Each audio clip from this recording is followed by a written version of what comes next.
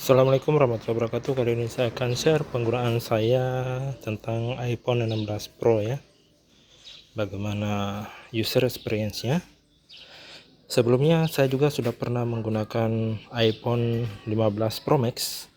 Nah, kali ini saya akan membagikan kira-kira apa perbedaannya di antara keduanya selama saya menggunakan iPhone 16 Pro ini selama kurang lebih 3 bulan. Nah, perbedaan yang paling mencolok berdasarkan fisik ya, itu ada di sini dengan iPhone 15 series ya, terutama yang seri Pro. Ini di tombol kamera ini. Dan saya sebenarnya jujur saya jarang saya gunakan ya, karena ini saya lebih suka menggunakan ini tombol-tombol yang sudah ada. Mungkin butuh pembiasaan dan lain-lain. Kemudian yang berikutnya adalah ukurannya. Kalau ukurannya ini sebenarnya kalau kita sudah sering menggunakan iPhone 15 yang seri Pro Max, ini ukurannya sebenarnya tidak terlalu besar dan tidak terlalu kecil, artinya pas-pas ya posisinya, karena dia ukuran layarnya ada di 6,3 inci. Sementara yang iPhone 16 Pro series yang 15 itu 6,1 kalau tidak salah. Jadi ada peningkatan sekitar 2 inci ya. Dan terus terang ini rasanya tidak terlalu terasa, karena selain ukuran yang berubah, itu yang menunjang adalah bezelnya ini agak lebih tipis dibandingkan 15 Pro series. Ini saya gunakan untuk gunaan sehari-hari saja ya. Jadi kita bisa lihat dengan baterainya. Baterainya itu kurang lebih screen on time-nya itu ada di 9 jam 40 menit ya, dengan layar idle. Nah, yang banyak saya gunakan itu yaitu Facebook dan WhatsApp dan YouTube.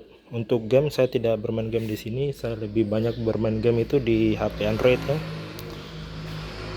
Karena lebih enak saja saya rasa pakai Android, apalagi A56 kan sudah dukung dengan cut off saat kita cas HP. Jadi aliran listriknya itu langsung ke CPU, tidak melalui baterai lagi, jadi baterai itu tidak dibuat kembung. Kalau ini sih saya masih hati-hati ya, karena sering sedikit-sedikit lihat BH setiap kali cas, lihat BH baterainya apa, berapa, itu seperti itu.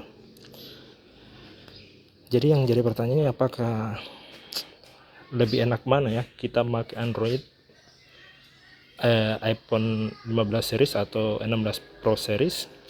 Saya sih sebenarnya kalau kita sudah punya iPhone 15 series yang Pro, mendingan ditahan saja dulu uangnya, kemudian tunggu iPhone 17 series atau 18 series, karena terus terang rasanya tidak begitu terlalu jauh berbeda ya. Yang berbeda itu hanya di kamera ultrawide, dan itu pun kalau kita tidak perhatikan secara rinci, maka perbedaannya itu tidak terlalu begitu nampak.